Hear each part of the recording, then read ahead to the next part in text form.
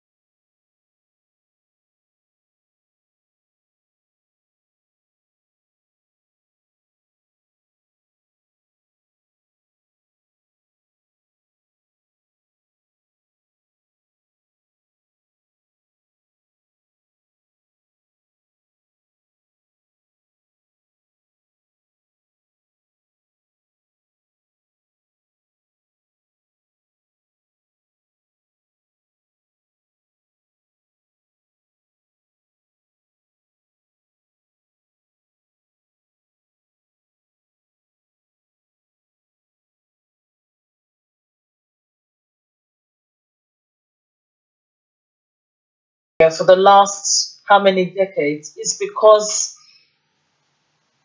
the Southeast and the Southwest spend so much energy arguing. I think of it as we're like, I don't know whether we're like sisters or we're brothers. But you know how sometimes in a family, sisters can argue and argue and argue. And while we're busy fighting amongst ourselves, who's the cleverest, who did what, who did this, the one from outside now is coming and carrying away our wealth and is running our house for us. That's one of the things that makes me really, really happy that the two main tribes in Nigeria, the Yorubas and the Igbos, are uniting and starting to speak from the same hymn sheet. I know one of the things I know that historically there's been wrongs on both sides, but I think if we want a future for us and for our children and for our unborn generations, it would be helpful if we focused on the future rather than who did what when in the past. So that's one. One is this unity. Their strength comes from our disunity. So as I said, I hope and pray that we will continue to remember that so much more unites us as a southern people than divides us. Yes. Now, Fela, there is something that is always there at the back of every Igbo man, young or old, boy or girl. And that is that. And that is this. Every Igbo person believes that doing something with the Yoruba might bring us, somewhere along the line, not getting to conclusion. In other words, there could be kind of sabotage somewhere. They make reference to what happened during the 1967-70 when Awolowo promised to Ojukwu that if he should declare Biafra, the following day Awolowo would declare Oduduwa Republic. Ojukwu went ahead believing Awolowo declared Biafra, but unfortunately, instead of Awolowo to declare Oduduwa Republic to put an end to the rickety structure that is Nigeria, Awolowo instead joined the federal military government and mowed our people down. That has not gone down well with our people. But before the end well, the Yorubas voted for Nnamdi Azikiwe in one of the parliamentary elections. Azikiwe won in the whole of Yoruba land. It was the same Awolowo who brought this kind of disunity into the system because he was propelled by the Hausa Fulani at the instance of the British imperialists. That thing has not gone down well with our people today. And that is the cause of our misunderstanding. Now, do you think that presently the modern day Igbo and the Yoruba can forge ahead by forgetting the mistakes Awolowo made in the past? Do you think we can forget those mistakes and then forge our head for the sake of today and for the sake of tomorrow? First, I don't think we should forget the past. People who want to, if we don't want to repeat history, then we learn from it. So it's not a case of forgetting the past. But what I do think is it was 50 years ago. Some of us were not even alive when all these things happened. It's a different time. And we are different people. And if we accept that we are learning from history, then I would expect, I would hope, I would imagine that when the Yorubas and the Igbo shake hands, then that is a true friendship, an acknowledgement that, as I said earlier, much more unites us than divides us, and that we have a common, and we can have a common, how do I put this? A common future where we have prosperity, we have peace, and build a nation, or build nations that serves all of us. Okay, now there is a trend that is on right now, handshake across the Niger. 2 weeks ago, the Yoruba nation, the Igbo nation gathered at Enugu, where they discussed the past, the present, with a focus towards the future.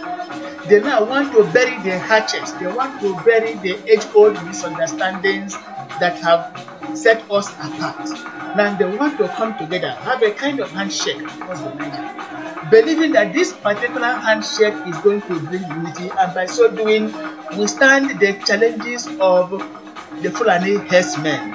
Do you think indeed we can build on this particular handshake across the Niger to defeat a common enemy, the Hausa Fulani?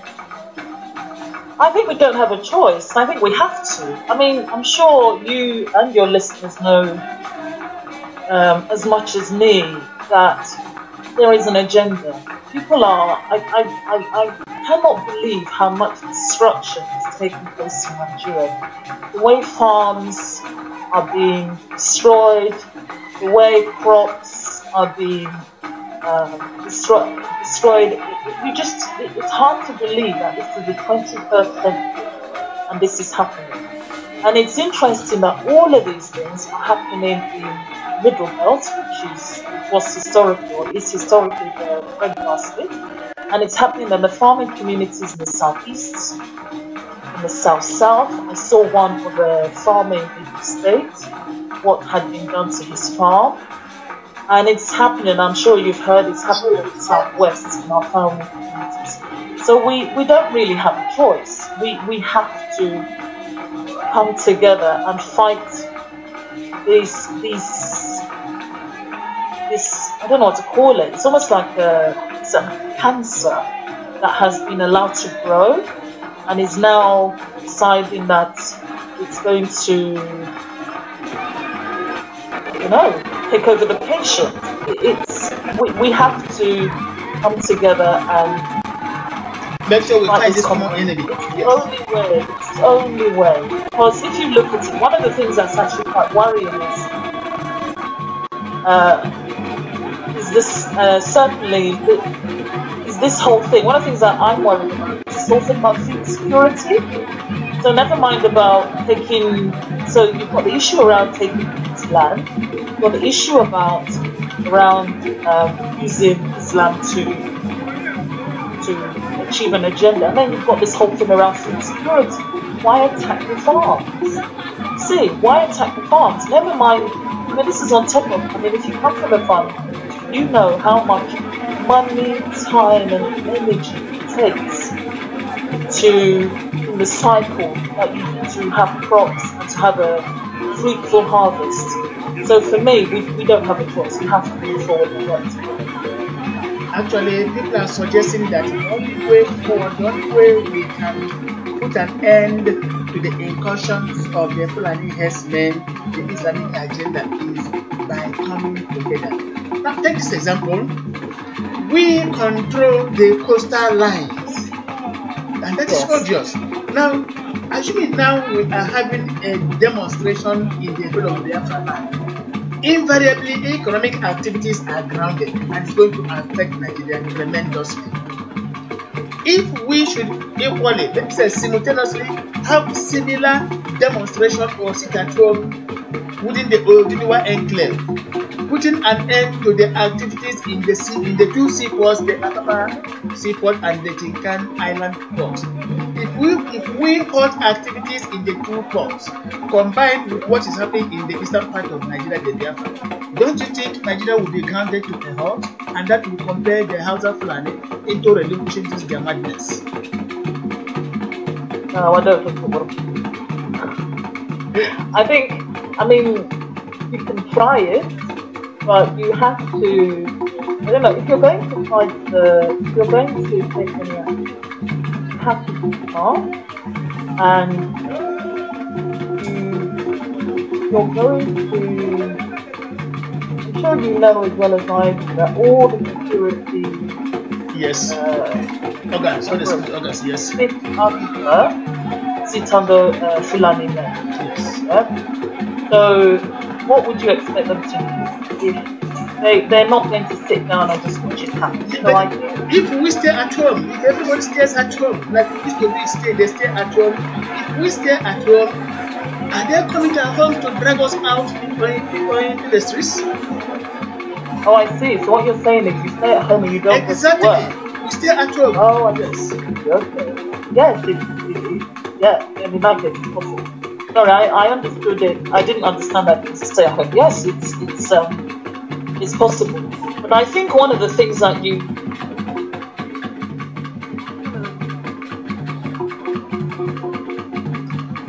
are a minority, and they achieve what they've achieved through our people. So why? So perhaps one of the things that we need to do, get better at doing, and I've seen that there's evidence of this, is to call out and name the Judases amongst us, because they can't do it. There's not enough of them to do what they're doing. They couldn't run the nation. They couldn't run Senate, etc., without our politicians, Southern politicians, enabling them. Now, if the Southern politicians support, what's the word, actually representing us, what's to stop them from pulling out? You see? Yes. You see what I'm saying? Exactly. So what I'm saying is, we need to call out those men and women who are enabling them to do what they do. They're a minority. They're a very small minority. They can't do it unless they have people from the South helping them. Okay. Look at this presently. While we are seeking ways of balkanizing that country because they have refused restructuring, there are some Igbo and Yoruba people still angling that Muhammad Buhari should be given a second term option come 2019. Of course, from the Igbo area, we have Owen Nayon, one-time governor of Abia State, and from the Yoruba area, we have Bola Tinubu, one-time governor of Lagos State. Now, what do you take? I mean, what step do you think we can take to make sure we call these men to order and make sure we have our ways by not voting in them for the man this another? I think what you do is you so with the Southern people of the South are thinking is to remind them, ask them who puts these people in the southeast and in the southwest. Who are these people representing? They can say what they like. One man can say what he wants. I mean, I can go and declare myself Queen of England. It doesn't mean anything. It's what I mean. Does Bola Tinubu speak for the Yoruba nation? No. Does this other person, whose name I didn't quite catch, speak for the Igbo nation? You see what I mean? They can say what they like. And this is why you're spot on, because you hit on the nail on the head. There are these men, I'm sorry to say it's usually men, because I haven't come across a woman yet, who go around, dancing around, telling Nigeria in the political space, saying they speak for, you don't speak for me. So to me, you don't speak for my generation. Whoever it is, you may speak for yourself and whatever it is that these people have promised you, whether it's money or whatever, you don't speak for you. And I think it's important to call these people out because the game, the political game can't be played unless they are players. And the players that enable these people, I'm sorry, I call them parasites because when you look at the numbers, what do they contribute? The players that enable them to do what they do they are our own people. So call them out, call them what they are. And I'm sure you've seen it across social media that they are called out for what they are. You see? Now, the average Southerner would like to hear from you.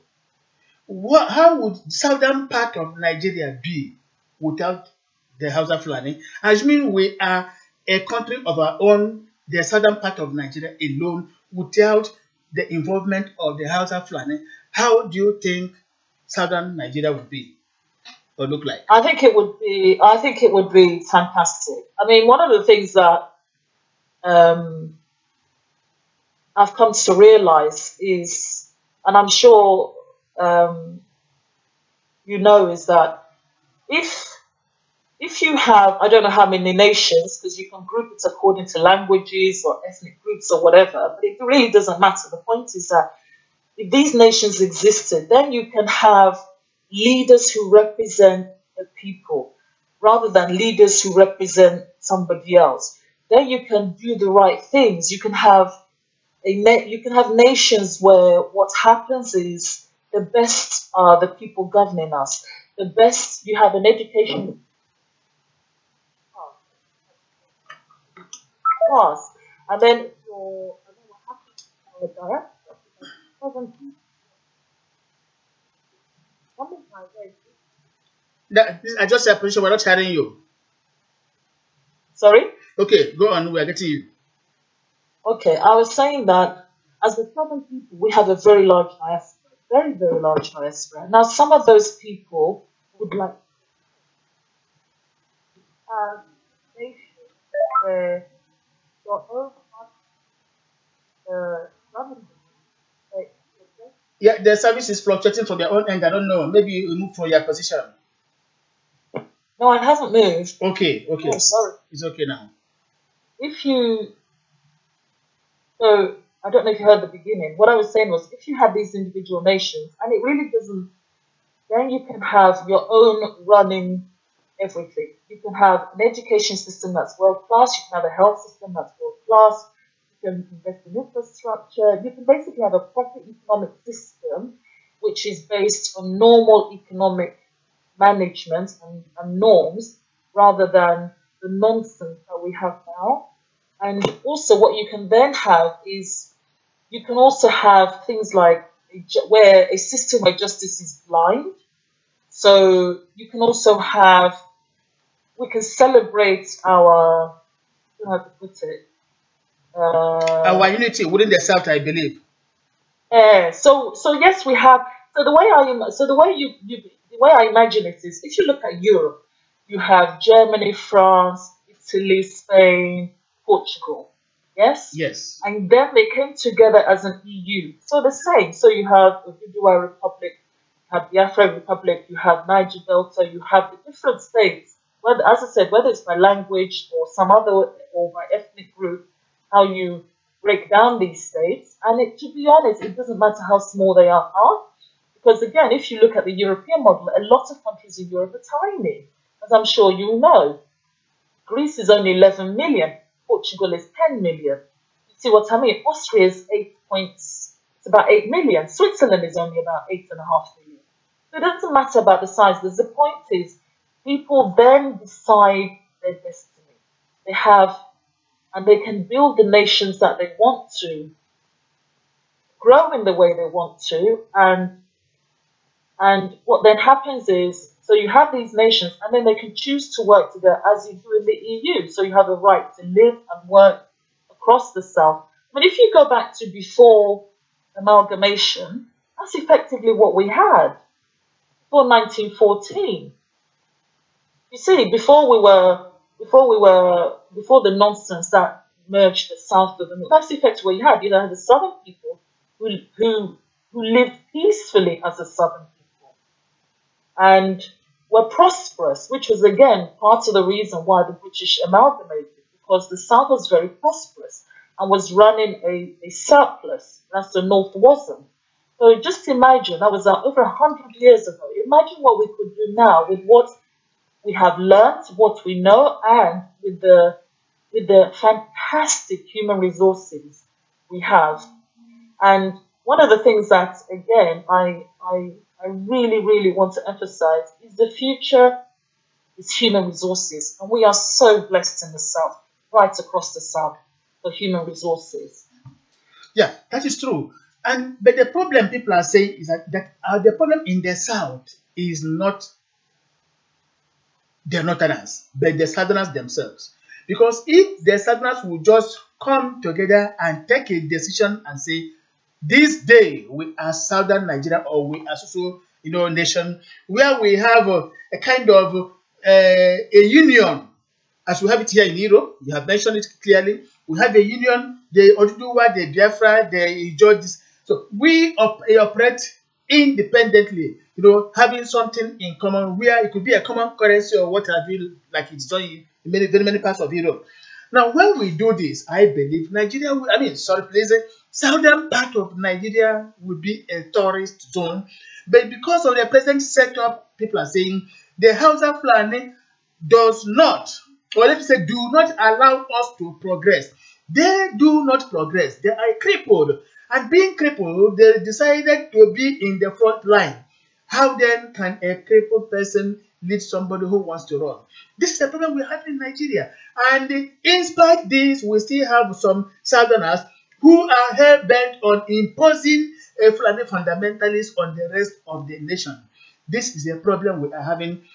For those of you who are joining us, okay, before then, somebody, Ariza Umadi, is writing in, he's saying, it is not only the Yoruba and the Igbo coming together to fight a common enemy, but even within the Yoruba area, different groups must come together. Within the Biafra area equally, the Massob, the IPOB, other groups must also come together. This is what he's saying. When we come together, like they say, charity begins at home. When we come together in Biafra, in Oduduwa, then we can, from the western part, from the eastern part, we cannot have this handshake across the Niger.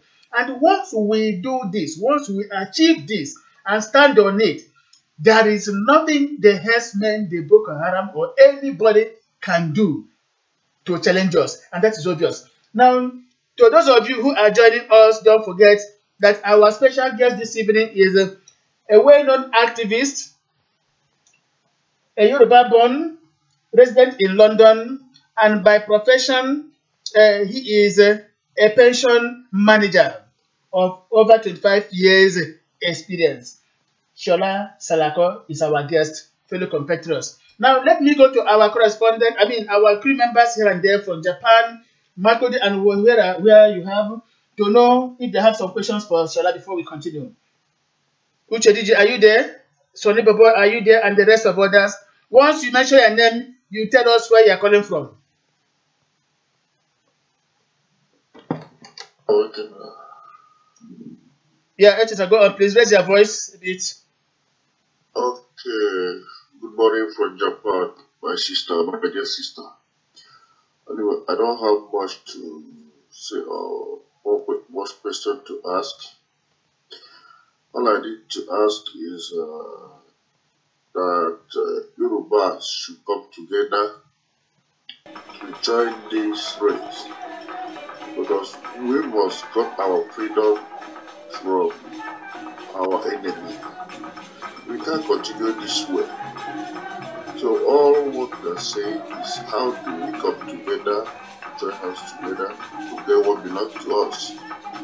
And this race is not only for Yorubas and Igbos. Also, Hausas are also involved. Because it's not all Hausa is support of what is happening in Nigeria. A lot of them is also need freedom. So, as I normally say, we shouldn't be selfish in our request for freedom. We should remember others who are also suffering. But I clearly understand that an average of someone not happy with what is happening in Nigeria.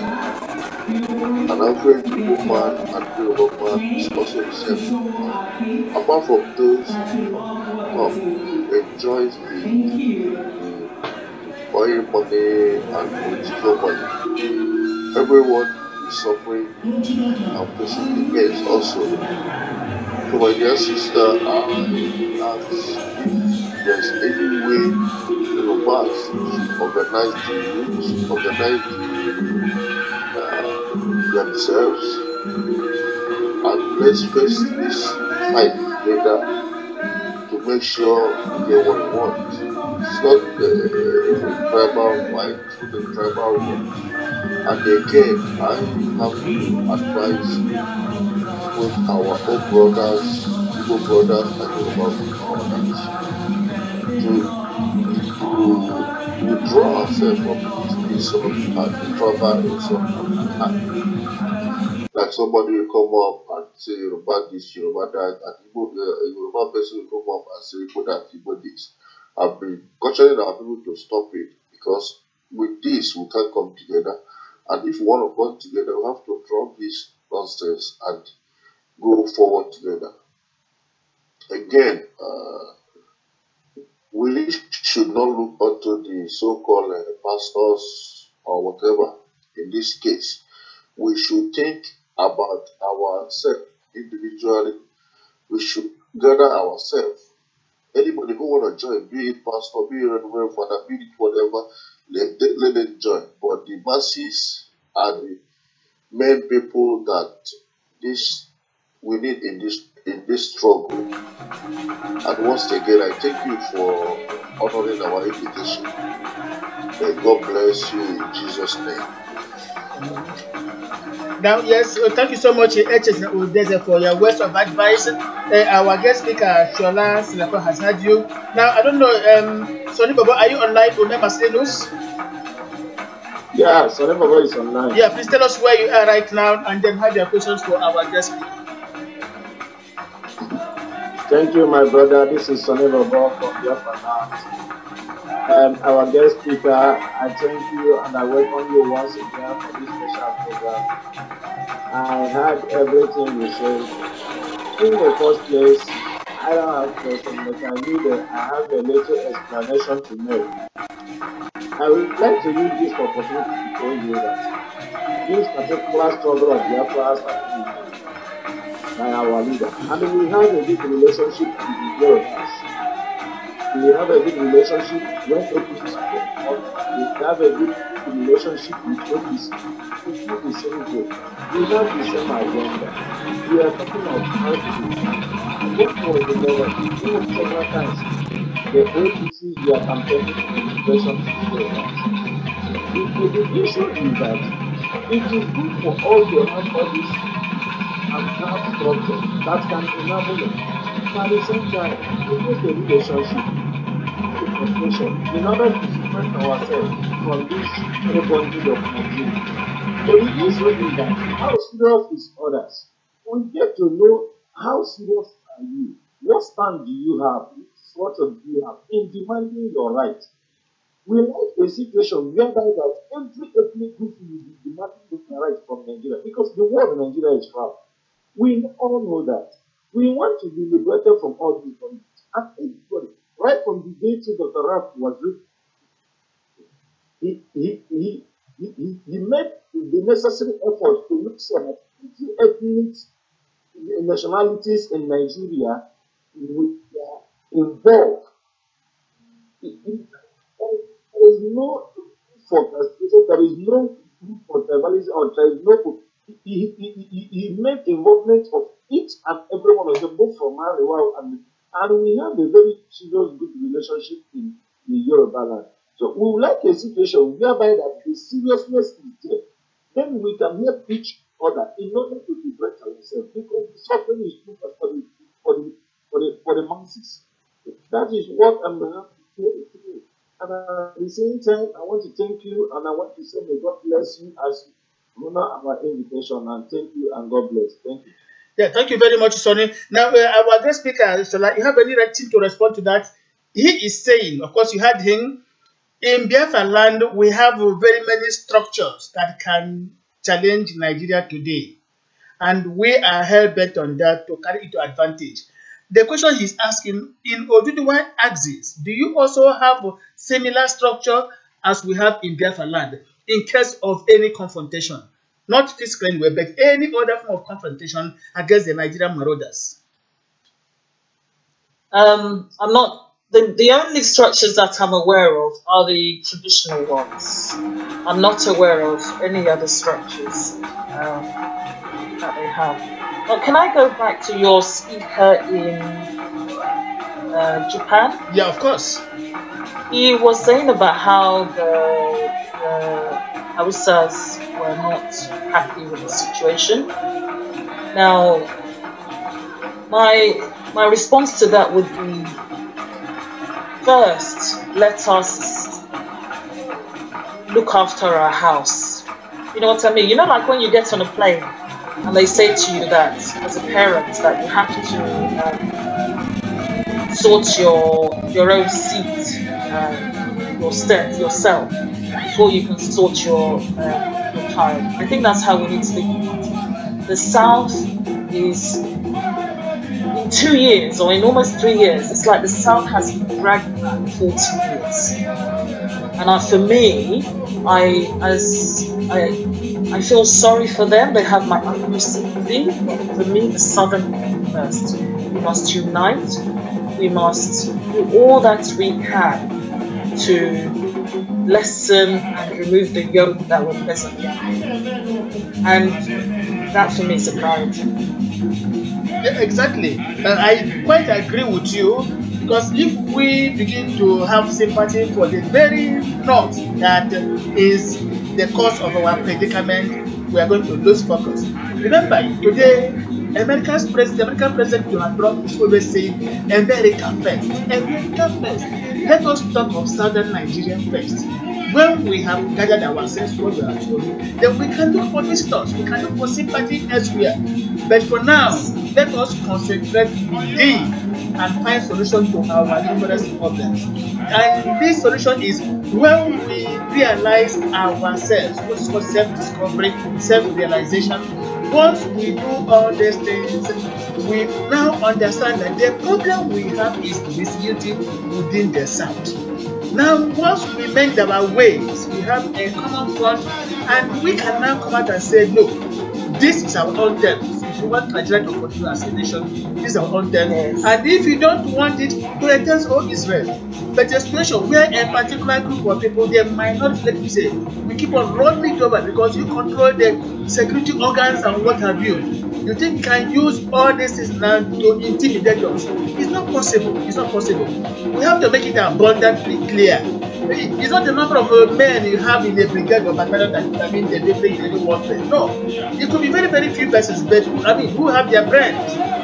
So this is our own understanding. We must do something to protect the southern part of the United States, and we are asking our brothers and sisters during the Yoruba axis, somewhere in the middle belt and the Niger Delta. We are the architects of our own destiny. We are holding ourselves as a man. Take for example, then we are clamoring. There must be a cattle colony every state in the southern part of every state in Nigeria. Cattle colony every state in Nigeria. Already, some states in the far north, the Fulani North, hurriedly gave colony to the cattle bearers, to these herdsmen. Of course, it is their own private businesses. It's not my headache.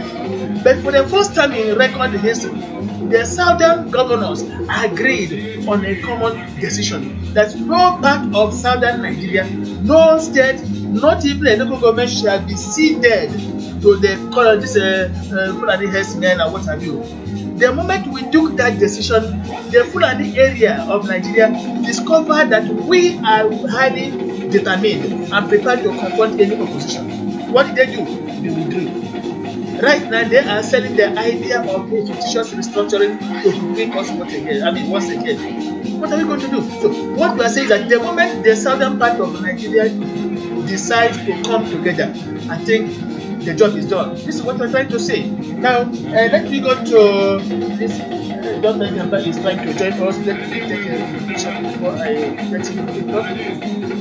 Just a second, please. Let me see who is online next. I think remember since you are taking a picture.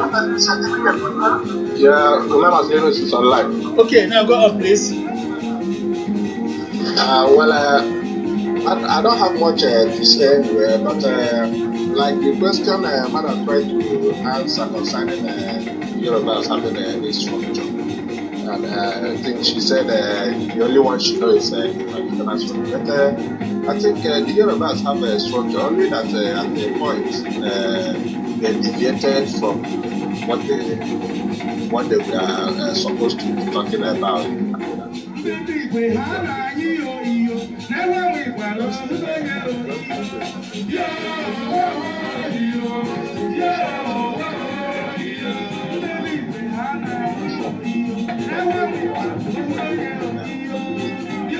I'm really meeting together with them for them to understand the steps that they should take. But at the point they lost focus. I don't know when they started going through certain ways, and that was what led to changing the leadership fashion and adapt and all that.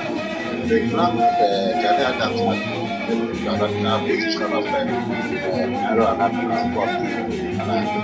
I think it's high time the OPC to redirect their focus and not the purpose for which they were originally formed. and begin to work towards that. So the Yoruba, they have a formidable structure. It's only for them to go and restructure that structure so that from there they take it off. And their leaders, we have always meeting with somebody like Frederick Fashion, so he knows the right thing to do. Yes, so remember, I have to say that sometime you remember some months ago, Frederick Fashion was our guest here, and he spoke at length on this particular topic. If you remember, yes. Yes. Okay. Please let me introduce Dr. Chukuma Egemba from London. Dr. Egemba, you are welcome to the program. Hello, Dr. Egemba. Okay, go on, please. I've lost him. I will reconnect him. Once he comes, I will put him across. Okay. So why I try to go this way is for Madam to understand that there is an existing structure that is already in place in the old Yoruba area. That is why, because she said she's not aware that it's only the traditional structure that she knows. That is why I try to make her understand that the structure is. So outside that, now that the Fulanis have the Fulanis have started unveiling their program, that they are not leaving any stone on because even on Tuesday, to be precise, or was it on Monday? On Tuesday, 30th, one of our members that is residing at Ogwashuku in Delta State was directly affected because about 10 acres of land that the young man cultivated cassava was burnt completely, was set ablaze by the and why are they trying to do all those things? Just like the way they attacked what is Olufalaye's farm the other time. All what they are trying to do is just to make sure that the South is unable to feed themselves, so that we will continue to rely on them for food. Yes. So that is why they are just doing all this. So it's left for us to stand our ground and begin to resist whatever form of attack they come up with, because we can't continue depending on them. We can't continue depending on them. We have to depend on ourselves. Now that our people have started going to farm, started looking that is looking for a way to feed ourselves properly, because a nation that is unable to feed herself is not worthy to be a nation. And they discovered that the South has started realizing that and started practicalizing all that. They have no other thing to do than to look for a way and start destroying all those things. So those are just part of the plan, the game plan they're just coming up with.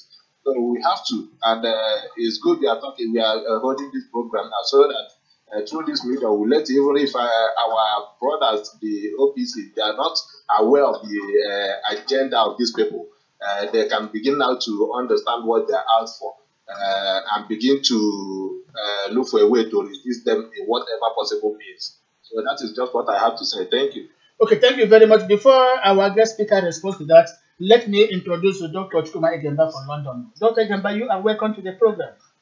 Thank you very much. It's my pleasure. Yeah, with us right now is Shola Salako. She is a well-known activist and is London-based. Right now, we are discussing on the necessity of bringing the West and the East together. That's the Yoruba and the Igbo. That if we are sincere to ourselves in this handshake across the Niger and form a front, a common front, what we are assuring ourselves and any other person or group is that all the activities of the herdsmen of the Boko Haram will just be a storm in a teacup. This is what we are discussing now. We are trying to find an amicable solution to our age-old misunderstanding, caused by our forebears, political forebears. This is what we are saying now, that we have to forget the sadness of the past and forge ahead for our own sake and for the sake of our own children. Don't think about this is what we have now. So, thank you very much.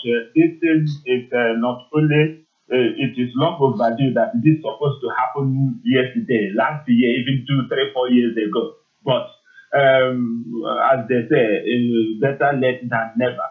The guest that you said that is based in London, I will honestly want to meet up with her and invite her. There is a meeting that is taking place next Friday. I would like to invite her and they also have the opportunity to meet her. There is a lot to talk about. Yes, I've already Now, informed her about you, Dr. Inemba. I've already informed her, honestly. I accepted to meet you and discuss these issues one-on-one. okay. Yeah, sorry, please. Shola, you had him? Yes, I did. Okay, Dr. Inemba, over to you. Yes. Now, I am those who have listened regularly to this program knows that I don't miss my words when I am expressing my concern and fear and worry about what is happening in the country. At times I said, am I exaggerating things? But each and every person there, I get information, I get information, share the information, and so on and so forth. And the more I get this information and I get some of them classified and so on and so forth, the more the fear grows. The more the fear grows. Now, we will stay here and be talking, handshake across the Niger. Come, let us come together. By the time we come together, there's nowhere to come together. We don't have any land or any territory to come together to again. That is the fear. The Hausa Fulani has infiltrated our land on almost all nook and corner of the south, to the point that all they are waiting for is a signal. And when it happens, they will start from our respective backyard. Everywhere will be a war front. And you know them, they are merciless, they are heartless, and most of them are not Nigerians. They are foreigners. So they don't have any sort of empathy, sympathy, nothing. They will just like zombie. They go and they will go. No looking back. Anything, life is nothing to them. So please, anybody who knows what to be done, our so-called political class, those who feel that they own Nigeria or past owners of Nigeria, they are doing nothing with walking into annihilation. Anybody who knows, we have debated this thing, so even as we are talking now, it's becoming too late. We are doing it too much. We have talked a lot, we have debated a lot, we have had too much meetings, we have argued enough. What is left now is action, coordinated action. If not, it will be too late. I'll stop here for now. Thank you very much. Now, our guest speaker, Shola, you heard them. What response do you have to what they have said? Okay, to the first speaker, thank you very much. You're right that in the past, the Yoruba nation they did have a formidable structure, to use your words. And you're right that what they probably do need to do, and I would suggest they're doing, is to restructure it. On the point of food security, I completely agree with you. You're right. There is definitely, in the last few years, I've noticed that people have gone back to farming, in the south have gone back to farming. And so all these burning farms in the south, destroying crops, it seems to be part of an agenda to deny the south the ability to feed itself. And as you say, you're absolutely right. A nation that can't feed itself is in big trouble. But I'm hopeful, because what I see and what I've heard is that it is actually strengthening people's resolve. This attack on the farms, this attack on this destruction of crops. To the second speaker, Dr. Yemba, he's absolutely right again that infiltrates all parts of the nation. It's funny, let me tell you a story. About a year ago, when I was in Lagos, and there was this woman that was walking around, and she was begging. She had a child. I think she had a child in her pocket. She was begging quite aggressively. And when I say Lagos, it was actually in Saleko, not in Lagos Island, not the other part, not that part of Lagos. And one of the things, and you know, when I looked at her, I was like, you know, who's this person? She doesn't even look like one of us. And then somebody said to me that, oh, she's from Niger Republic, and oh, she's Fula. And what I said to them at the time, what I pursued, I said, if she can get across all the way from Niger, all the way down to Lagos State, that means the terrorists and whoever else, the criminals can come across. And I think, I can't remember whether this was last year or not, the year before, and people were laughing at me at the time. Now, so I completely agree with you, they have infiltrated parts of the South, and even now, when I just got back, I'm seeing more and more and more of these foreigners, is the only word I can put them, because we know ourselves. I know what a Osama is like. But these people, and every time I ask, they say, oh, they're from Niger or they're from Chad. We know ourselves. We know what. So you're absolutely right. These people have come. They are foreigners, and they sit around and they're doing what? Now, and you're also right that it's actually need to pay. The only thing I would remind you is that it's the people of the South. From what I've seen, we're thinking. So don't be too hard on us. It takes. We have to think. We have to strategize, and also because we're thinking, we're very, very independent. So that's why we're very different from people we share space with. Because being independent, it means that you can't just order me to do something. I have to have a reason. You have to explain to me why I take the action I take. But once there is a resolve, once there is an understanding, then action happens. And I think that's where we're getting to. And as Ikenna said earlier, he gave a really good example. I think the government, when it came up with this colony nonsense, must have been shocked at the resolve it felt or it noticed that came across from the South. Exactly. So that's what I'm saying. That's what I'm saying is, yes, we talk, but I think that's how Southern people are. Southern people, we think, we talk, we process. Shall I comment here briefly? You know, my worry is this. We are in agreement that not only that things have fallen apart, we are in agreement that not only that we need to do something, we are in agreement that it is high time we come together. We are in agreement that we are in danger. We are in agreement that by the time we wake up tomorrow morning, we may not even have a country, a place to fight for. But what we are lacking, what is lacking is the political will, the means, the will without, the strategy, the coordinated effort to come together to start doing something. We have talked a lot. Don't too much. Talk. Meeting. Conference, lecture. We will continue to talk, lecture, and these people are taking over of this from our backyard. That is true. Wait. The conference. You're right. Wait. Let's go to hold a bit, please, our speaker. How do we start something? Not even now. How do we start it tomorrow? Yesterday, not even tomorrow, yesterday. That's to show you how urgent it is. So that is the question I am posing to everybody.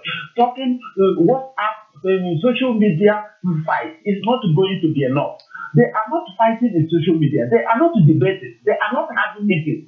They have taken over the National Security Council. They have taken over all the security apparatus of the business. They have indebted Nigeria to trillions and trillions of naira on our head. And they're using it to better their lot. They carry out the economic and the social development of the North, preparing that one day there will be no Nigeria. Preparing that if they fail to conquer, then, okay, let them go. We have gotten everything we need. Then they put the debt on us. That is what we are doing. That is the See, I And I think I think you and I certainly need to meet because the answers to some of the questions you're asking is definitely not for this radio program. It's to be taken offline. Yeah. I would say to you, What part of what London I would are say you to in? you, eh? What part of London do you live? We'll take that offline. Yeah, we take What that I would like, say after to the- you, after what I would say, the number is- what I would say Okay. to you, what I would say to you is this: if Nigeria breaks tomorrow, they cannot force. If Nigeria breaks, any debt that is on Nigeria's head is not on Biafra's head or Oduduwa's head.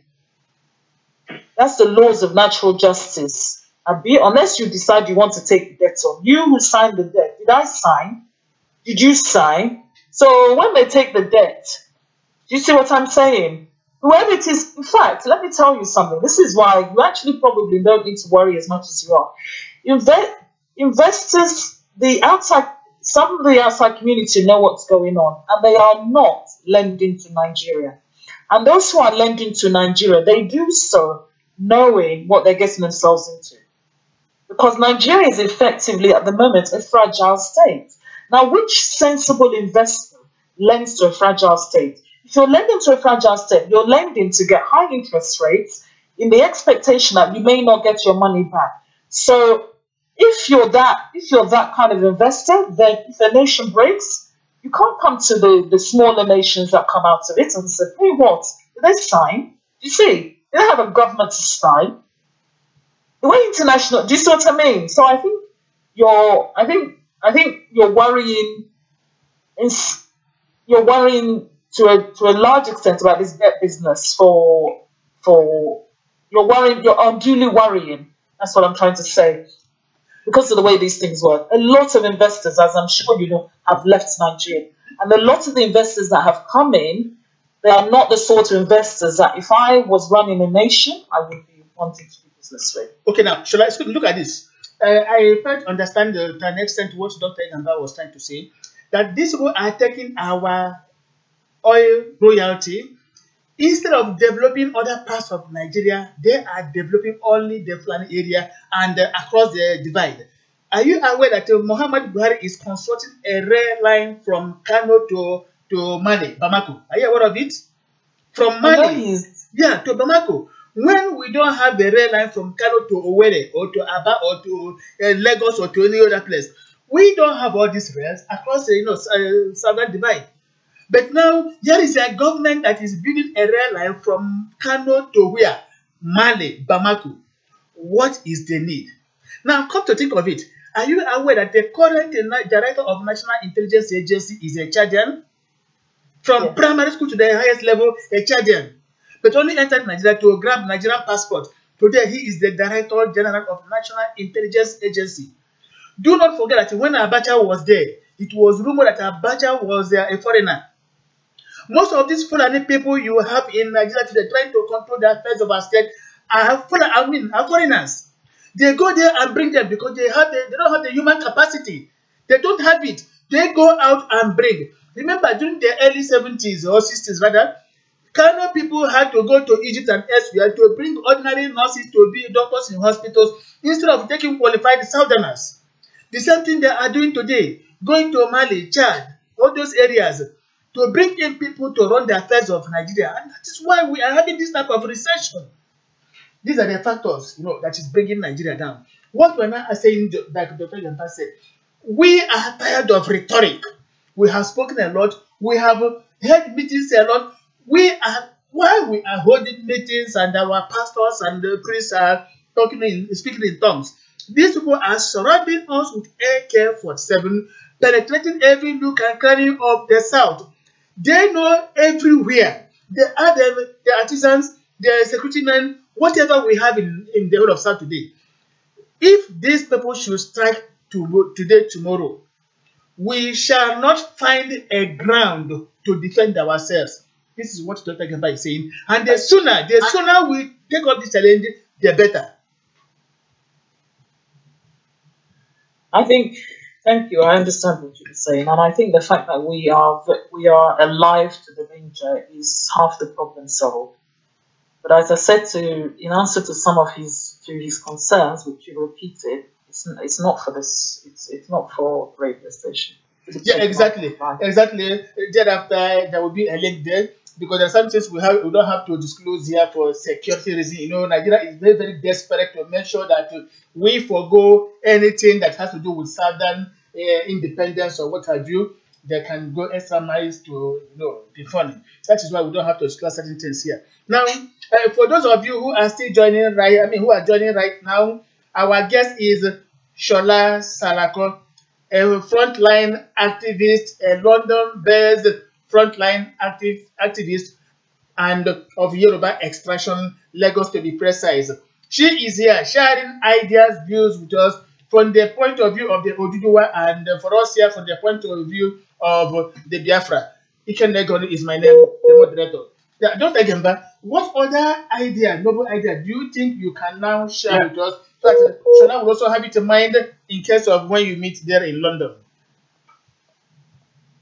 Sorry, say that again. You can. Yeah, I mean, some other noble idea you have in mind that has to make the two sides of the divide come together and start an action, not just rhetoric, talking and calling conference. Yes. Okay. I'm happy.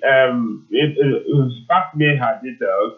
After I will get hold of her. There is a lot to do. So yes. And we have to do something before it is too late. And honestly, we have to start something. The people at home are waiting to be coordinated, but the only problem, the only issue, the only concern is that the so-called political class, those who think that without them, there will be no Nigeria. Those who think that they are Nigeria and Nigeria is them.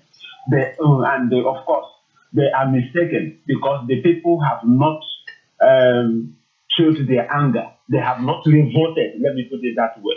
So there is a lot of anger simmering inside the people all over the country. If they put this thing together, all of them, they will not even run. They will run towards the lagoon. They will jump and drown by themselves. They will fish and other sea animals will devour them. But because of the way Nigeria has made people to be docile, the docility of the people, the docket attitude, suffer the smile. They suffer the smile attitude of our people. What can we do? Now, so this place there now, we have to do it. That is why they are now taking it, or they have taken it for granted. Now they are talking about without our people, there will be no who else can rule Nigeria other than our people.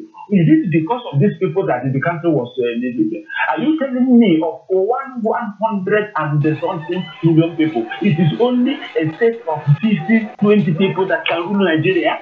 Come on. Recycling them year in, year out. Recycling them year in, year out. Okay. Excuse me. Recycling. See, do you remember? Remember the time we interviewed Alhaji Shetima Yerima? Yerima lamented that before he was born, what's his name? This Awudowe was a minister of the Federal Republic of Nigeria. Now, after 50 years, what do you call him again? No, sorry, please. What did I mention? Awudowe is still a minister. Awudowe is still a minister. Before we were born, Muhammad Buhari was petroleum minister, governor of Northeastern State. Till today, this man is still there. All of them, no retirement. Obasanjo has been in the saddle. Obasanjo is still there. Come over to Igboland. All of them are still there. They do not want to give room to the new generation to move the nation. No. This is the problem. No, we have to fight it out. We have to grab it from them. We have to grab it. No. They are using us against us. Exactly. They are using us against ourselves. Now, excuse me, Shola. Shola, you remember when I had an offline chat with you yesterday? I made it abundantly clear that if we want to make Nigeria catch conversion, every Lagosian will stay at home for 2-3 days. Nigeria will catch conversion. If every resident of Lagos State, be you a Yoruba, Igbo, anywhere, if we stay at home in Lagos, lock our doors, stay indoors for 2-3 consecutive days, mark my words, Nigeria will catch conversion. And whatever we tell the Hausa to, they will obey us. Not only in Lagos, we also do the same thing in the whole of southern zone. Why can't we finish them? Why can't we finish them? Look, like we are saying now, look at it now. These people will bring in cattle, their cows, to destroy our farms because they want us to be food dependent on them. Now, why must our people still be buying cows? Excuse me. Why must our people still be buying cows from the very producers? The same people that are menacing you. You keep on buying cows from them for ceremonies, for funerals, and what have you. Why can't we agree to boycott anything like cow or cattle? Name it. And why we are doing that? If they like, let them head cattle from Sudan to Kano or Medjugorje, from there to any other part of the south. Then we head the cattle back to their zones. We cannot continue to allow southern Nigeria to be their own catchment area. Enough is enough. Once we do this, we grant the economy of that nation. And remember, once you are in charge of the economy, which is the infrastructure, you are in charge of the superstructure. And that is obvious. This is what we are trying to say. Back to you, please, our guest speaker. I want you to respond. Yes, no, you're right. My understanding is that there's a ban on cow meat across Yoruba land. You know, we've been making noise, we've been shouting about this on social media, and from what I heard on the ground as well, that they're implementing it as well. There's a ban on cattle, on cow meat.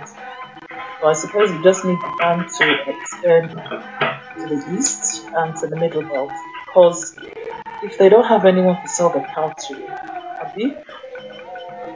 you see, yes, it's an economic hit for them. Exactly. And you're right.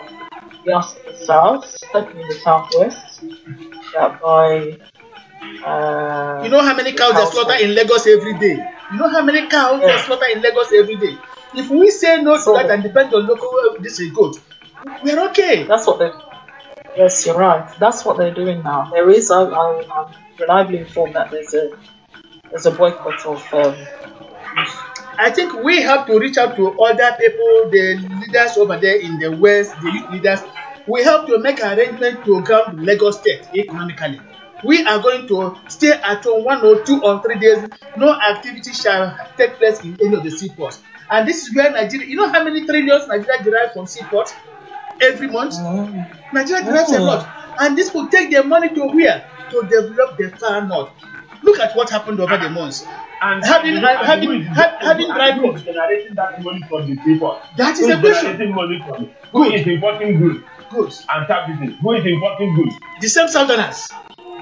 The same southerners. Now, Shola, you are aware. Someone else is taking the proceed from you as well. Okay, now. It's unacceptable. Now, Shola, you are aware that, of course, you commented on this on social media a few weeks ago.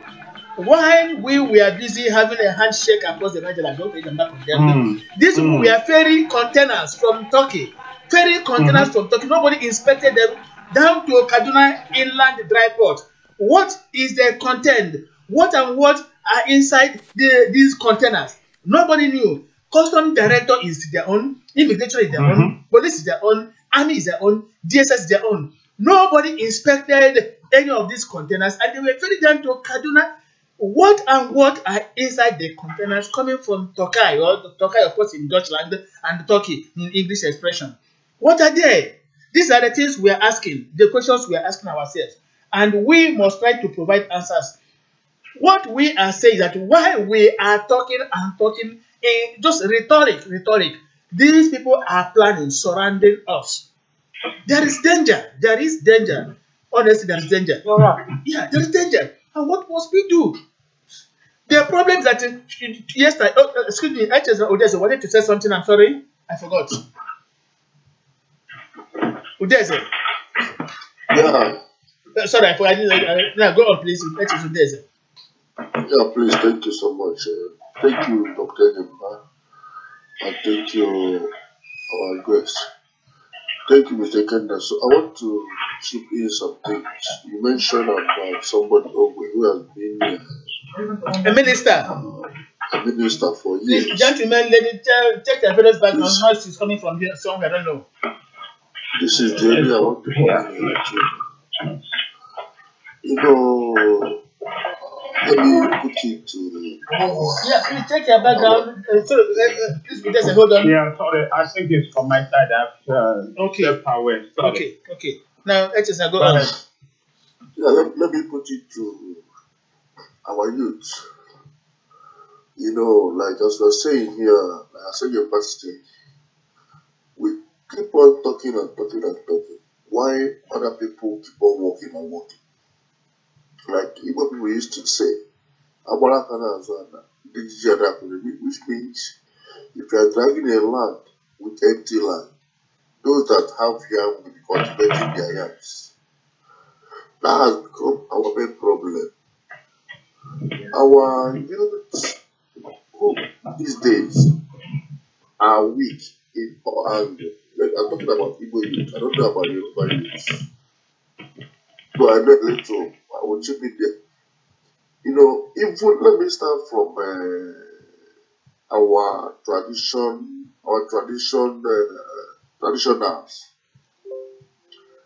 and our families. These days, we're supposed to take over where our elders or our fathers stop. But it has become a serious problem that the youth are not ready to take over. That has become one very big problem. They are not preparing to take over because let me give an example. Like if you are a player as a player, you are on the bench. When the match is going on, you are seeing the errors of those in the field. You have the right to talk to the coach or inform the coach that you want to come into the field to make some corrections. But if you are only sitting there watching and see things going wrong, just saying it, without being ready to get inside that pitch to make some correction, that error will remain there forever and we lost that match. Like today's youth are very busy insulting the elders, calling them names, saying they went Abuja to collect brand envelope, this and that. Yes, we the youth have given them that chance. We need to give them challenge. We need to stood up for our right. We need to stood up to take over. For example, in my kindred, the old man leading us there is about 70 years. Until the youth stood up to fight against it and now took over the seat. The person on the chairman of our kindred now is my elder brother, which is 45 years old. The same thing happened to my village at some time. When I traveled in 2014, they told me that the old man who happens to be the youth chairman is not doing the right thing. I told them that they don't need to complain. All they need to do is to gather themselves as youth, find a way of pulling that man out to take over the city. But I'm very happy that when I traveled back on 2017, I saw the youth chairman. He's also my headmate. You know, these elders think backwards. But when the youth come up, for example, I used to tell my people that if you give an elderly man money to help you to buy a clothes, he will buy jumper for you, not jeans and polo and canvas. Because he is used to old fashion. But the youth are used to the new fashion.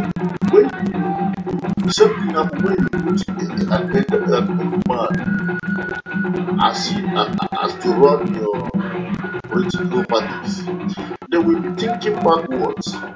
But when you put a youth there, and that youth will now think about what the present youth needs. So this thing has been affecting us all everywhere, both in our tradition, bringing this to understand where we have failed. If you come to, let me use Igbo as an example today. Marriage is very expensive. But for this marriage that is very expensive, who is facing the pain is the youth, not the elders, not the fathers. Because they have passed that level. It is our own thought. That's why I tell them, we look into it and reduce some prices of things which is too high. Bring 20 cartons of this, bring 40 cartons of this. We are the one facing the pain, not the elders. So that's why I tell our youth that we should come in by force to take what belongs to us. The same thing is applicable in the system of Nigeria. Like the Audu you mentioned, Ogbe you mentioned. He is there because nobody is pressurizing him to step aside. If you look at this struggle we are doing today, look at people like Ike Ife and Co. Most of these people are supposed to be on the seat or on their office, advising the youth. If there's anywhere we are going that we don't know how to get there, we just ask them the way, not what we do there or what we say. They will direct us to the way. But today they are still at the war front. And our youth are there insulting them, abusing them, calling them names. And that has been the system of Nigeria. What we do is to sit at a place calling names. Again, this election of a thing, we should put effort into it. Because during election, let me say about we Igbos, we don't care about elections. We don't care about voting. And at the end of the day, when you don't vote, at the end of the day, whosoever they give you as a leader, you must accept it. It is time we come out in masses, pick up our voters card, vote to whom we choose. If we don't vote, they say he who failed to plant first. So if you don't vote at all, that means you have voted for them to be your leader. I will be buried. We must make sure we stand in this voting thing. No, because it can't if happen. not what happened It can't happen. in the election, we want to appreciate to the see if everybody come out to vote, then most of us say that our vote doesn't count. It is true. It doesn't count because we doesn't vote. When you don't vote, don't expect your vote to count. I don't understand. When you don't come out to vote, don't expect your vote to count. Except when you vote, expect your vote to count. Not when you don't vote. We don't take it serious at all. And these our leaders have taken advantage of that against us. They have taken it as our weakness. Because they know that, imagine if they stay. Let me cut it there. There's something you said before. Let me cut it so I won't forget. You said that the youth are not making effort to take over. I have to contradict you there. Youth are making efforts. But the problem is that security apparatus is in the hands of all these elders. Once the youth make any attempt to effect changes in the society, you see them ordering their security apparatus, especially the Nigerian police, to shoot down all these people. Now, once one person is okay. I'm not talking about protests. I'm not talking about protests. I'm talking about making underground level for when you have meetings. I'm coming. Yes, please, I'm coming. When, like, I give you examples of my kindred and my town. Because the social begins at home. He who is not faithful in the little that not faithful in the bigger things. You have to start from somewhere. When you start coming up from somewhere, they will see the direction where I'm coming from. Like as I told you, I use football as an example. You can't just jump into the pitch of football in order to change a player. You have to indicate that you want to go in as one of the players.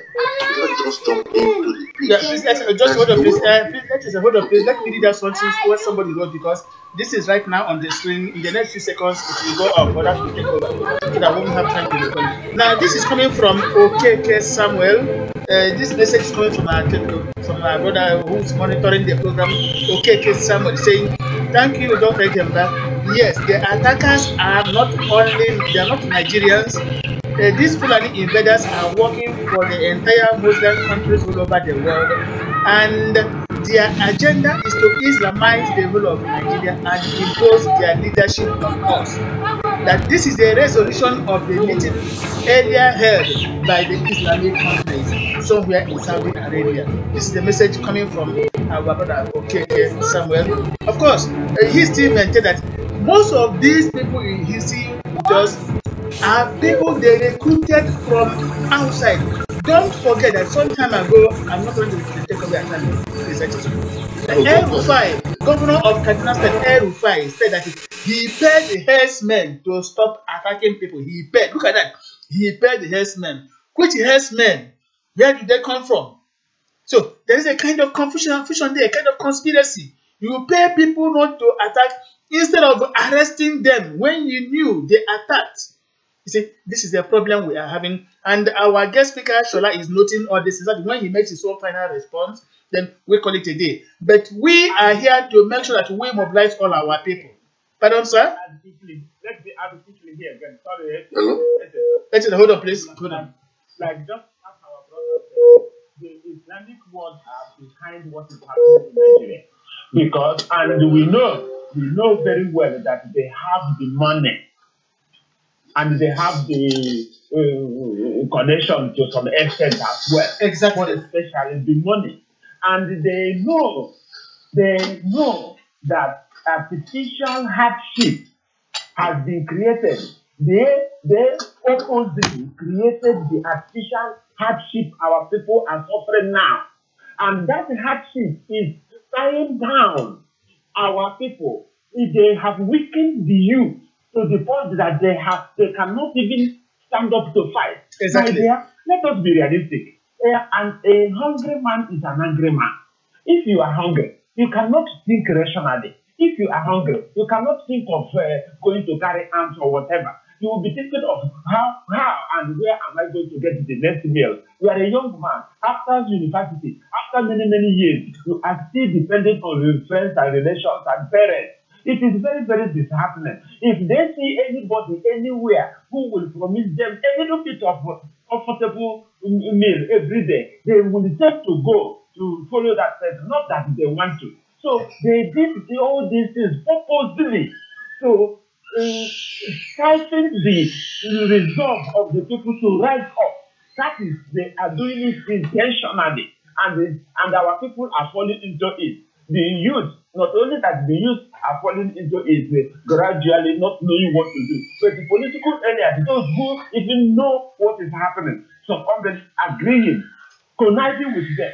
In fact, they are all enemies of the people. All the political class, all the senators, all House of Representative members, in fact, most House of Assembly members, in fact, almost all politicians in Nigeria, they are complicit in the murder on the hardship and the suffering of our people, and they all need to go, if you know what I mean. So, my dear, as I said, we know we have diagnosed it. We have diagnosed it. We have our people who have dual language, who speaks all languages of the world, who listen, get information, pass it on. We know this information. What are we doing with it? What are we going to do? As listen, are we going to stay inside water and we still have soap in our eyes? That is an Igbo adage. I'm just paraphrasing in English so that our guest speaker will understand. Are we going to be in water, clear water, and still we have soap in our eyes? Let us think about it. Sorry, AJ, we can continue. Yeah, actually, you make it brief so that we go back to our guest speaker and before we call it a day, because we have really taken much of our time. Yeah, actually.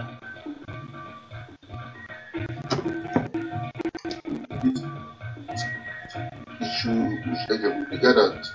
Send the text. You know, I used to tell people when you have a visitor in your house, and you attend to that visitor, you gave him food and wet your feet and give him drink. Even if you give him the whole meat in your pot and give him the whole drink in your fridge, that visitor doesn't know anything about it. All he knows that you give him enough food and enough drink. Though you give him all the meat and all the drinks in your fridge, he will eat and go. That visitor to go and take the food by himself from your pot. Allow him to go and take drink by himself. And he take the last meat in your pot and take the last drink in your fridge. He knows that they're empty. I just give this as example. We the Southerners, we give our enemy too much chance to enter us. We expose ourselves so much. We open everywhere for them to understand that we are empty and they came in. They would have been respecting us a little bit if not that we expose ourselves so deeply. Even this program of Biafra also somehow expose us somehow. But let me not put that side now, later we'll come on that. So let me go back to what I'm saying before. It is now I understand that our youth has made a very big mistake. And you know, when you made a mistake, to correct it takes a lot of time and take a lot of things. Now we are working on and we need to understand where we're supposed to stand and where we're not supposed to stand. There are some areas the youth need to play their game very well. If they don't do it, things will continue getting wrong. But thank God today we are waking up. It is not a matter of bow down for elders. I did not say that you should insult elders, what they are doing, but you can criticize them, you can say your mind, you can come out. In local government elections and all these our local, you have to come out to show that you are interested. Because this is one of our problems. If the way our youth are going these days, money, we will not look down. I told our people some time ago that even if we in abroad, we can choose somebody from abroad who will go there and represent us. But are we ready? Go to all the meetings we are having all over the world. You see a lot of problems. Okay, I think try and cut you short, please. Actually, try and make it brief, please, because we are on short of time. Let me stop here, please, so that others can say something. No, what I mean, you make it brief so that we can now go back to our guest speaker before we call it a day. Yes. That's what I said, please, you can go back. Okay, now, Shola, you heard what each contributor has been saying from here and there, and from what you have heard now, you can understand that the Igbos, the Biafrans are really out for a showdown. All we want is action, just like Dr. Egemba has stated. What message do you carry to the Oduduwa people in this regard? So that Biafrans will hear. I carry to them that you are resolved in what you believe, that you are resolved, from all you've said, you are ready for action. I carry that you are looking for a response from the Yoruba nation. Yes, and exactly. This is exactly the purpose of this particular interactive session. Let us understand ourselves. Let us know that we have a common enemy, an inveterate enemy who is unforgiving, enemy who wants to take over what does not belong to him, enemy who wants to deprive us of all we have and begin to give us a paltry sum for us to remain perpetually subordinate to him. This is a type of vicious enemy we have. The enemy who wants to see Nigeria as his ancestral farmland or whatever at all, which he can traverse at will without anybody calling him to order. This is the enemy we have. the enemy who will leave the desert north coming down to the evergreen south to take over whatever we have, even taking all the fishes in our ocean and go back to the desert north, from there to dictate to us. The same enemy who took our federal capitals from the coastal line down to the middle of the Nigeria to tell us, oh, it's not good for nations' capitals to be by the sea coast. So this is the type of enemy we have. Let us all understand. Let Oduduwa understand that we have a common enemy. Igbo man is not a Yoruba man's enemy. Yoruba man is not an Igbo man's enemy. That the only enemy we have is this particular enemy from the Fulani who wants Nigeria to belong to him and to him alone. Take a look at the security setup. Inspector General of Police, Fulani. Military, Fulani. Customs, Fulani. DSS, Fulani. Everything, Fulani. What language do they use there? Hausa language? That is why, because they are hell-bent on Islamizing us, taking over whatever belongs to us. No single Southerner takes decision when it comes to security matters. Even Osinbajo, who is a vice president, he's just a figurehead. He's a mere name. Yes. This is a message we have shared.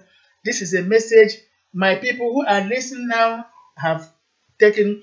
This same message we would want you to take to the Yoruba axis, for them to know that let us come together. We have come of age. We cannot continue to dwell on, in the past. Otherwise, we are not making any progress. The moment we set aside the ugliness of the past and put on something new, rediscover ourselves, realize ourselves, that moment we discover who the common enemy is. And once you discover what your problem is, you know the solution at once comes, in view. This is what we are trying to say. So what other segment do you think you can give to our people before we call it a day? The only thing I was going to say was to agree completely with your contributor in Japan. He's absolutely right. He said that we have exposed ourselves too much, and he's absolutely right. He reminded me, his words reminded me of the interview that Olufalaye made. He said that when they first came, these are the Fulani herdsmen, that they brought their cows to drink water, and he didn't mind, he just left them. And your contributor in Japan, that's a really good example of what he said, because that's our mistake.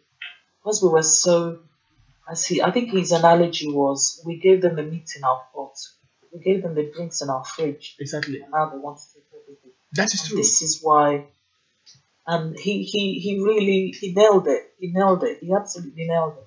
And this is why, whatever action we take, we need to make sure we almost have to become what we are not, which is not to be as hospitable again. Because what they've shown us is that if you give an inch, they'll take not just a yard, they'll take a mile, which is why we are where we are. Yeah, exactly. So honestly, I equally agree with what the HS has said. These are people, when they visit you, you accommodate them, you give them food, you give them everything. And the following morning, they will begin to dictate to you the type of food they would like to eat. Look at Canada. What is happening in Canada? Some of these people, Muslims, went there on asylum. And there in Canada, they are dictating the type of food that should be cooked in public places. Just imagine that. If you think your own country was better, why did you vacate your country for something somewhere? You go to another how to want to food they will eat. Even here in Germany, they tell you the type of house they want to live in, the type of food they want to eat. People that just accommodated you.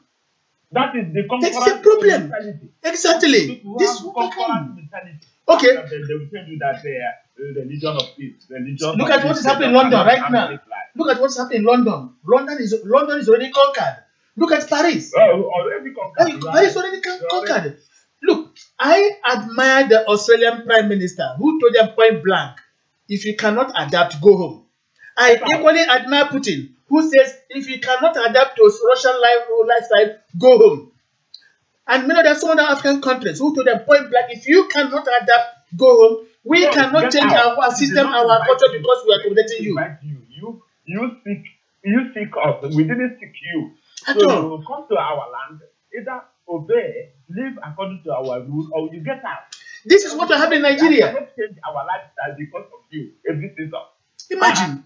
Look at what's happening in Nigeria. We own the resources, the entire resource. Okay, let us imagine we take all the resources down to north. Would there be Nigeria tomorrow? They will tell you to hell with you.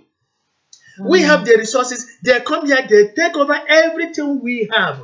The mistake, like HS has said, is ours. We gave them the power. Power was in their north. We were so stupid, we voted them in. And look at what is happening now. We were one. We were one.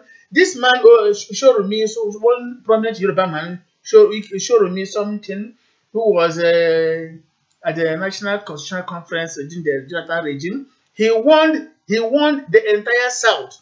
He won all of us that if we should make the mistake of voting in Buhari, we shall regret it. It is happening today. Many people won. Even this the one that bought his farmland. What's his name again? What's his name? Fale equally won. I read his statements every day. He won the Yoruba people. He won the Igbos. He won the entire South. That if we should make the mistake of voting in this man, we will need to regret our life. What is happening here? What is happening today? They should blame Tinubu. Yeah, exactly. Blame Tinubu. It was greed. It was greed. This man owns half of Lagos. He was not contented with that. He only wanted to acquire more. Now look at the mess they have thrown at the entire South. And to get this power from them, unless it's at the point of the bayonets, they are in charge. They are in charge. Where do we have the arms, ammunition, whatever? They are in total control. If you go to Kaduna, if you see the military establishments in Kaduna, you cry for the entire southern Nigeria. I'm not joking. I have my people over there. I frequent Kaduna from time to time. If you go there and see the type of military establishments over there, you begin to ask, do Southerners equally belong to Nigeria? They have taken over everything. They are using our money to macadamize all their roads. They are putting up industries. They are preparing for tomorrow. Let us be honest to ourselves. They are preparing for tomorrow. In case if this country shall become a Carthage, in case if this country shall get balkanized tomorrow, whatever will dissolve, they would have nothing to lose. That is why they are siphoning the entire resources, leaving the entire South to hell with them. This is what we're saying. So please, our special guest, Shola, tell the Odua Congress people that we are ready. Let us come to a public arena and say, let us march on. We have to kickstart it. We have to switch on. We have to switch on the ignition. Otherwise, if it is mere talk, year in, year out, college conference or whatever, we are wasting our time. 12th of September, 1865, while he was addressing the Prussian Budget Commission, Otto von Bismarck said, "It is not by speeches and resolutions of the great majority of the people are the mighty problems of the age to be solved, but by blood and iron." By blood and iron. We have to introduce blood and iron into the system for us to effect changes in this particular system. If not, if we continue to talk, then we continue to act. Remember, he who holds the gun controls he who holds the microphone. Take it or leave it. If you talk, you hold the microphone, shout, whoever has the gun can mow you down. Let us not give them the leeway to having the gun. Let us equally make necessary arrangement to defend, to have it, and use this to defend ourselves. This is the message we are taking across. Fellow Biafrans, it has been more than 2 hours I've been holding this particular interactive session.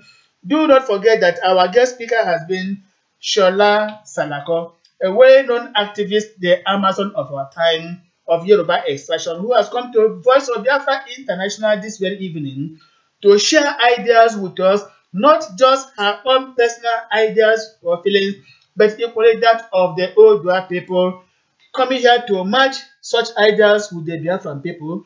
What we are saying is that once we're able to bring our resolves together, whatever any other person or persons are trying to do to the southern Nigeria, like I used the expression or the idiomatic one before, would be a mere storm in a teacup. This is what we are saying. Dr. Jemba, do you have any final word for our people? No, it will be more or less a repeat of what I have said before, and that is, we have debated enough, we have talked enough, we have had too much meeting, conferences, argument. It's time for action. We will either act now and live tomorrow, or we will die a coward. Our land will be taken over, and we will be forced to do what we don't want to do. Simple as that. Thank you very much. Start to put some action in. Thank you very much. And the final word from our guest speaker, Shola. Final word, and we call it a day. Well, just to say thank you very much for inviting me. Thank you for the discussion. It has been illuminating. Thank you for your contributors. It has been I'm really pleased I agreed to take part. And thank you finally, Kenna, for inviting me and persuading me to come on air. Thank you very much, Shola, for finding time to be with us. We are indeed grateful and tied to you by compulsory gratitude. We are certain that if this particular burden spirit will continue between the Yoruba and the Igbo, we are assured that the southern part of Nigeria, whatever name we shall give it when the hour comes, shall be a very progressive nation, an egalitarian society where career shall be open to talent, not particularly this part of Nigeria where it is a enthronement of mediocrity. This is the problem we are having today. That is why there is a recession. But if we should go our separate ways and southern Nigeria becomes the southern part of Nigeria, I tell you, apart from being an economic zone, it's going to be a tourist zone equally. And everything should be with us there in manifold abundance. This is what makes a nation a nation. And that will stop our young boys and girls from hastening down to Europe through the Mediterranean Sea, through the desert, suffering as slaves in Libya, in Morocco, somewhere in Italy. Once we're able to establish a heritage for our people, we are going to bequeath all this as legacy. Then what are we talking about? We shall then, as human beings, go to the grave in peace. From the satellite station, Voice of Biafra International, it has been Ikenna Obibiegonu, your moderator. Thank you for being with us. Thank you for listening. Thank you for your contributions. And we have to inform you that our next broadcast shall be on Saturday, same time, same venue. Join us as we bring to you updates on current happenings in Nigeria. Till then, good night and remain blessed.